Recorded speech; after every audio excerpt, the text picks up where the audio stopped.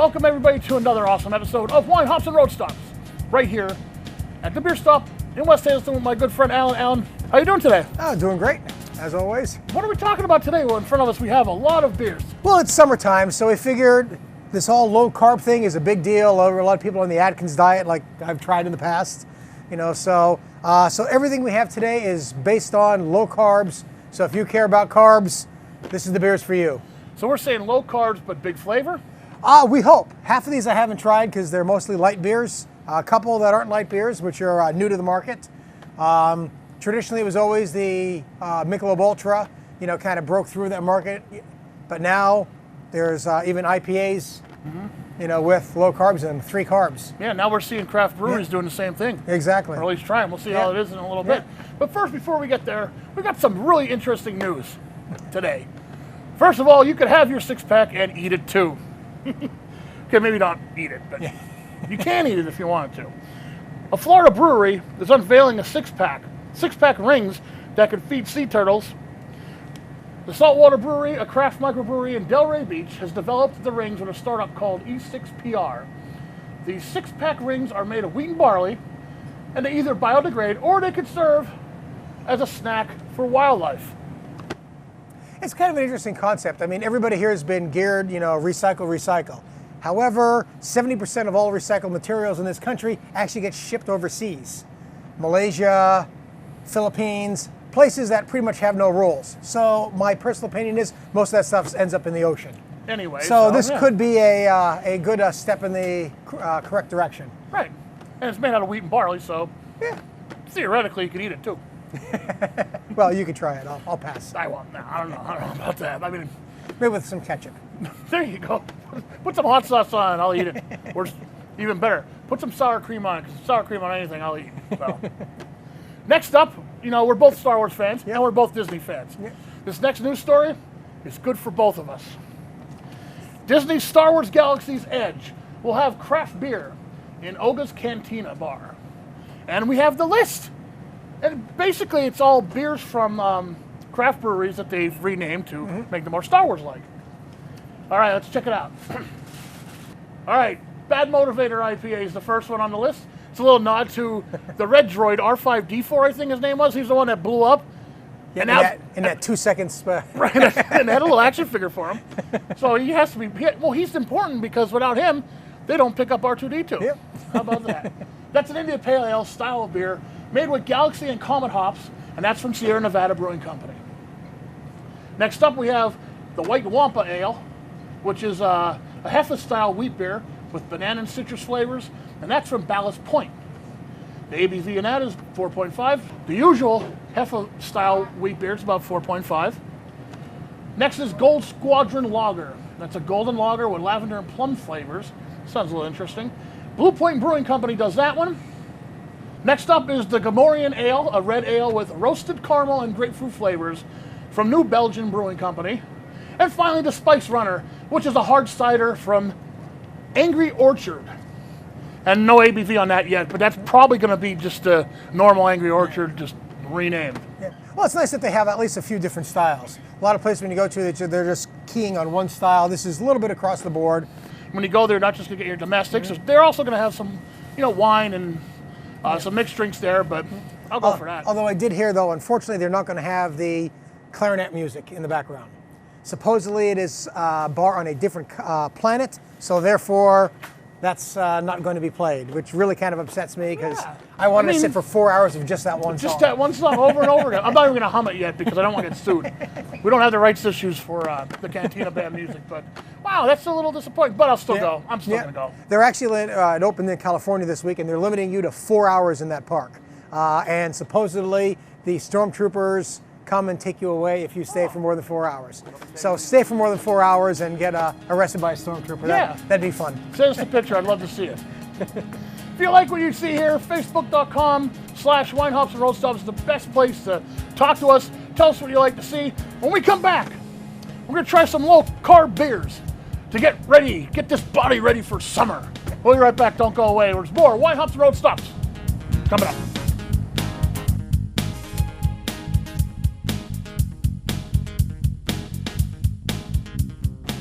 Welcome back to Wine Hops and Road Stop Shot on location at the beer stop in West Hazelton. It is summertime. It's time to drink some low carb beers. They're on the lighter side, so that's good, if you're out, doing some yard work. Yeah, hopefully good beach beers, hot day, you can drink multiples of them. And the average beer, is going to have probably between like 13 to 18 grams of carbs per 12 ounces. So these go as low as 2.5, I believe, and as high as 5. So they're all safe to drink if you're on a low carb diet, and a lot of them you can even have multiples of. I like that. All right, so let's start off. All right, with, first one is the new Corona Premier. Everybody knows Corona. It's the #1 beach selling beer.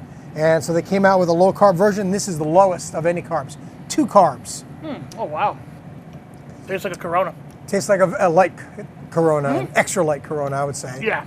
But again, if it's 90 degrees out and it's hot, I mean, that'd be great. You can get away with it. That seemed like a pretty good beach beer. Yeah. I'd probably just still throw a lime in it, though. Yeah. Next is the Michelob Ultra. Okay. And the Ultra was the original guys with this. These have 2.6 grams of carbs in it. Yeah, this guy's been around for a long time. Yeah, they were the first ones to jump on that low carb bandwagon probably 8-10 years ago even. Yeah, so there's some. And really you want to know the truth? I've never had a Michelob Ultra before. Not much to it. No, I don't think I've had many of these. There's really no smell to it. There's barely any taste to it. No, it's even less than the Corona, I would say. Yeah, the Corona has at least a little bit of flavor to it. What you usually get out of a Corona is what's in that Corona Premier. Yeah. But this is flavored water. Basically, that's all you're getting out of this one. I'm sorry, Michelob. It's not for me. Yeah. This next one. This is interesting because it's a daytime IPA, 4% alcohol, only 3 grams of carbs in it, 96 calories, I believe, or 98. We can consider this a session beer. Session beer, absolutely, and it's the first kind of microbrew guys that are really getting into that. I mean, it's a great nose to it, great citrus tones. Yeah, really nice nose, surprisingly nice nose to it.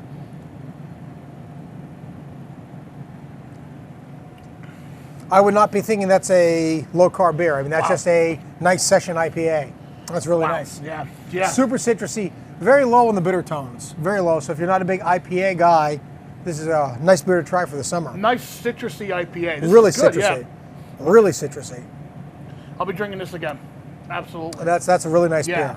That definitely gets the again. award. Lagunitas though, they haven't ever let me down anyway. I mean, well, they're a quality microbrew maker, so if they're setting out to make something on purpose, they're setting out to make it. Yeah. Next one is the Ruby Red, and this one has 3.1 grams of carbs by Shinerbach out of Texas. And I was surprised at this one because it's grapefruit and still only 3 carbs. And it smells grapefruity. Now, how do you think they managed that? I don't know. It says all natural. Okay. So we were thinking artificial flavors, but I guess not. It's okay. It's right. It's light on the citrus tones. Yeah, there's not a lot of grapefruit in it. No, but it's you can tell it's grapefruit though, as opposed to just citrus. There's a little hint of ginger. Yeah. Taste that at the end. It's not bad. This would be good. Another beach beer. If you like fruit beers, this would be a very passable one. Yeah, sitting on the deck, out in the sunshine. You're not going to want to drink a. Well, I mean, I'll still drink a stout because I don't care. But next is the Beck's Light, which I've always said is my favorite light beer. 64 calories, 3.2 grams of carbs. But I just say it's a German light beer, and I've always just liked it as a light beer. No, nose on it is definitely that German nose to it. Yep. And again, it's light for a German beer, but it's you still get that almost a little bit of Pilsner flavor in it, and that definite German, style of hop. It's not bad for what it is. No, absolutely. It's a light version of their beer. And if you're worried about calories, that's pretty much one of the lowest out there, 64 calories. Wow. So I mean, you can't beat that. So is that the lowest so far? So Corona's 90. Yeah. 95. So it's definitely the lowest. Okay. Yeah. So okay, but we're still under 100. So that's good. Correct. Yeah. Everything here is under 100. Because usually craft beers, 150, 220 even. If you get the stouts and that, where the good stuff is. It's like a Big Mac, Big Mac in a glass. All right. Next one is Dogfish's forte into the low carb world. 95 calories, 3.6 grams of carb. My favorite and light it is, beer. And it is an IPA. Low-cal IPA.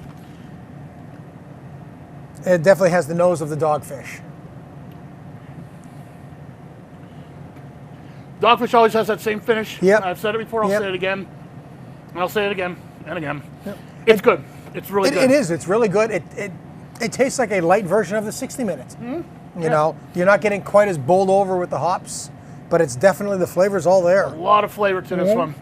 Like I said, right now this is my favorite light beer, but Yeah. I may change my mind because that Lagunitas was really good too. Lagunitas was definitely more citrusy. So if you like the citrus tones more, that's the one. If you like more of the hop tones, the IPA. And again, Dogfish Head, can't go wrong with them really. I mean, they're a quality craft brewery. Absolutely, yeah. Next is another European Amstel Light, which is probably one of the stable light beers for the last 40 years since they started making light beers from Holland. This actually is the highest amount of carbs, though, 5.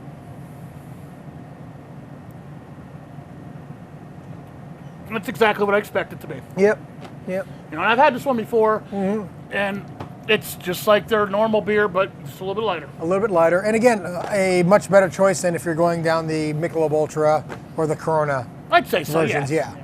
But let me tell you, man, That those Lagunitas, IPAs, man. yeah, the Lagunitas IPA, I'm surprised that with the hops and the mash, they're able to keep the carbs down low. Yeah. But that's a beer to drink even if you're just drinking for normal. If you like those craft beers, these two beers, the Dogfish Head and the Lagunitas, are both really filled with flavor. Yeah, absolutely. The Dogfish, I still, compared to their others, I still feel it's the light version of that. Sure. The Lagunitas Daytime, I think it almost stand by itself. Let me see. Because, I mean, that's really Give just it another kind of, shot. yeah. Yeah. I mean, that's just, it's a session IPA. Well, there you go. There's our beers for this episode. Because summer's here. We're going to try to watch it right, I guess. Finally. I don't know, it'll probably snow tomorrow. When we come back, there's more Wine Hops and Road Stops coming your way. Don't go away. We'll be back after these messages.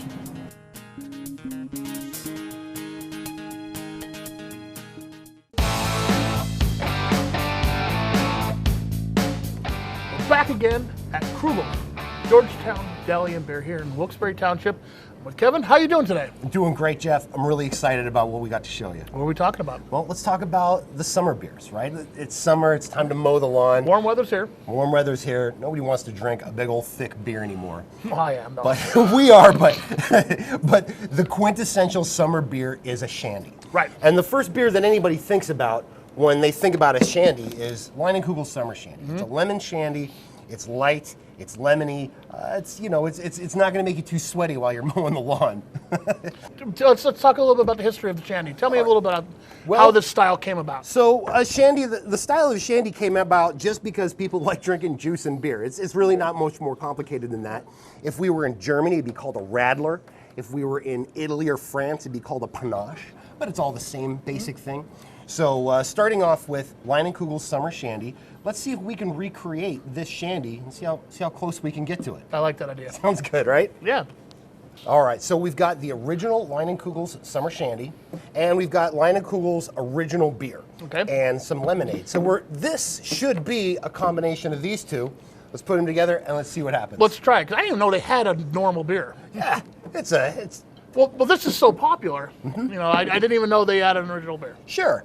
If we're following along on Mixology 101, anytime you mix two things together, especially with a non-alcoholic component, ice is always added to it. All right, so now in front of us we have this one, which is the one you made. Right, this is the one we made. Okay, and this is the original. And this is the original. Right off the bat, you can tell that the original is more carbonated. Sure. Because it's not half juice. Right. So let's give them a shot. Okay. Let's try the original first. Okay. Let's see what the original tastes like. Okay. Summer Shandy all the way. It's the beer you think of. You got the wheat in the background. All right. So let's see how our recreation tastes. Sweeter. Yeah, that's about Sweeter. it though. That's about it. Yeah. Sweeter. Less carbonated, Less sweeter, carbonated, a and little that's sweeter, it. but that's about the same thing. So maybe we got a little bit too much of the lemonade on it, but it sounds about right though. This is how yeah. you make a Shandy. I like it. 50% beer, 50% lemonade. I like it. I would probably just drink this. So where have Shandies gone since the original since the original beer and lemonade. Let's take a look at some of the other things that Shandy's have gone to. Sure. So what do we have in front of us right now? We're moved on to something a little bit different. Excellent. Yeah, what we've got here are two very common beer mixes, right? So the Summer Shandy is an excellent base for, you know, adding a few other flavors to it. The two most common flavors added are going to be raspberry and strawberry, and that will be today provided by Lindemann's Lambics. Very common, it's a very common mix, and we'll throw some garnishes on it, make it look nice and pretty. Great, all right, go to it. So here we'll do the strawberry. Already we have a glass of the Shandy, cascade a little bit of the strawberry down it. Oh, nice. Garnish with a few strawberries in the glass and a nice strawberry on the side. Oh, that looks beautiful. And give it a lemon. And now you've got a strawberry lemonade. Okay, and the next one? We've got the same concept with the raspberry framboise. A lot of people know the raspberry framboise, a little darker. Going to give you that nice pink red look to it. This one's going to get a couple of raspberries thrown right on top. Oh, nice. Along with a lemon slice. All right, I got to ask, what does the garnish add to it? So the garnish adds freshness, right? So immediately when you put it to your mouth, you're going to smell fresh fruit. And that's going to trick your mind into thinking that everything else is a whole lot fresher than it actually is. Well, it looks delicious. Let's give it a shot. Let's give it a shot.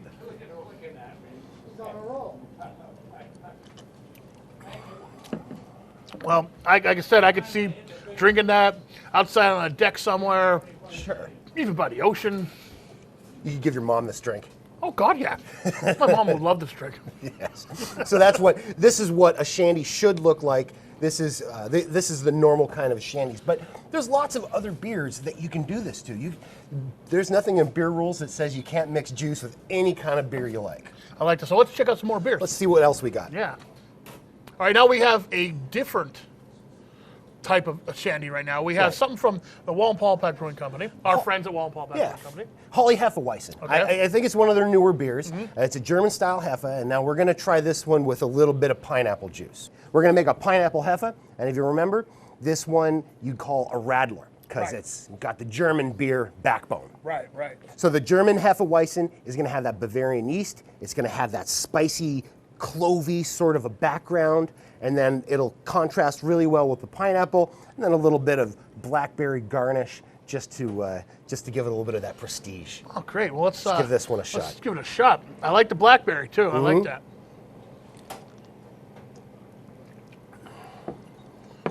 Well, I'll tell you what. I could tell it's a different style of beer. A little bit heavier. Yeah, yeah. A little bit more. There's more stuff. to it, yeah. And in each of these glasses, I really only added about 1 ounce of pineapple juice. The acidity is going to, a lot of times you'll see things mixed with beer are going to be all of your sort of acidic fruits, the oranges, the strawberries, the cherries, and raspberries and things like that. Acidity really helps the beer because beer is acidic to begin with. Sure.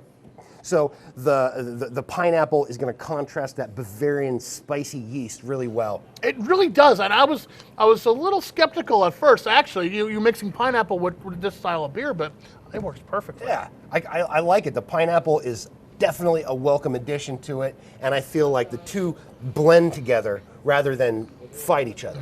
Yeah, absolutely. Next up, we're going to talk about some sours. So tell me, someone that doesn't know, what is the sour style? So a sour style is made sour from the addition of typically lactobacillus bacteria. And sour beers are going to come in 3 main styles. You're going to have a standard sour, you're going to have a Goza, and you're going to have a Berliner Weiss. Okay.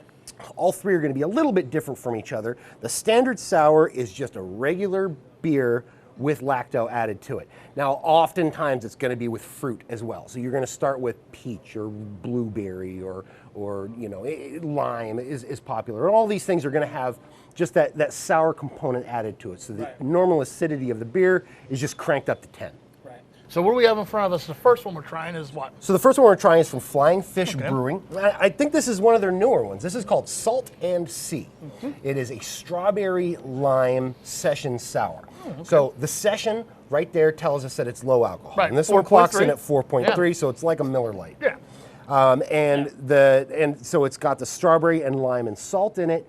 And with the addition of the salt, we'd actually call this one a goza, really, because the gozas are typified by having salt in it. I could smell the lime. And yep, Yeah. the lime and the strawberry are there. And then the little bit of a salt background to it has a softening sort of tendency. I like that because that's not overly sour. Yeah, this is a really old style. It goes back to when people are brewing beer and it just went sour on them. And you do that long enough. Drink it anyway. Yep, drink it anyway. Let's take a look at Sequench Sour Session. Now, I've had this before. Yep. And, you know, Dogfish has been one of my favorite craft breweries since I started drinking craft beer. I like a lot of their stuff, most of their stuff, because they have a ton of different offerings. Yes. And this one is good. This one's good, too. I've had it before. I'll have it again. So let's take a look at this one. This is brewed with lime peel, black limes, and sea salt. A little bit bigger. This is my wife's favorite beer. Almost the same as the last beer. Yeah.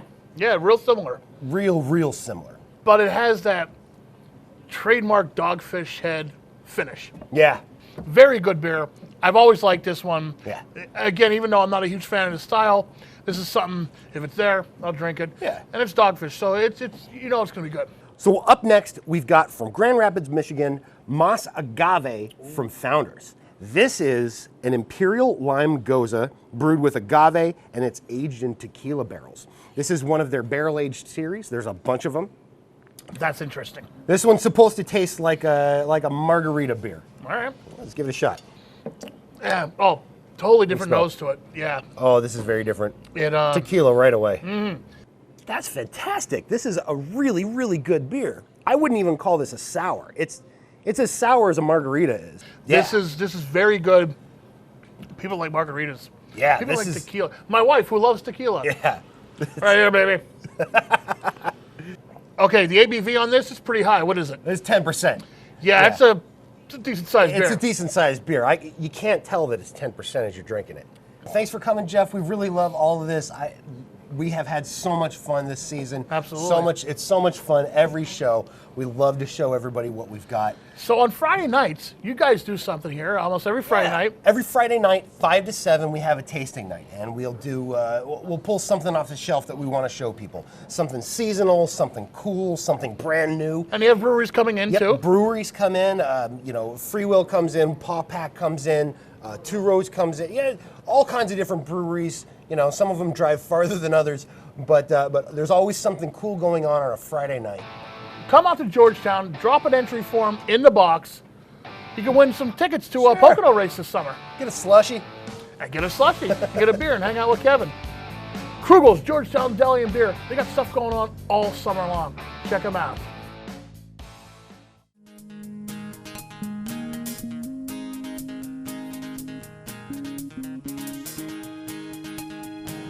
Welcome back to Wine Hops and Road Stops, shot on location at the beer stop in West Hazelton. And we just got done sampling a bunch of light beers, low carb beers, for the summertime. I think you said it was the first time we've lined up a whole bunch of Yellow beers. Yeah, yellow beers like this. Yeah. I do have to say, as far as all these beers here, excluding Dogfish and Lagunitas, in my opinion, Beck's is the closest to their full beer counterpart as far as taste goes. Yes, if you like Beck's and you're looking to cut back on calories or carbs this summer, it's a great choice because you may not even realize you're drinking the light beer, because it was. And since this is our season finale, let's talk about what's going on the beer stop is involved with over the summer. Okay, well, we always do the Great Beer Festival, which is the 24th of August. Yes. 24th of August, Saturday. Come out, drink for charity. 20 in advance, 25 at the door. It's at the Babe Ruth Field on 23rd Street. And again, 100% all the money that gets collected stays in Hazelton and stays in the local charities. Thank you very much, Alan, for another great season. Remember, life is too short to have bad beer. So drink good beer. Get it from the beer stop. Thank you very much, sir. Thank you. See you again.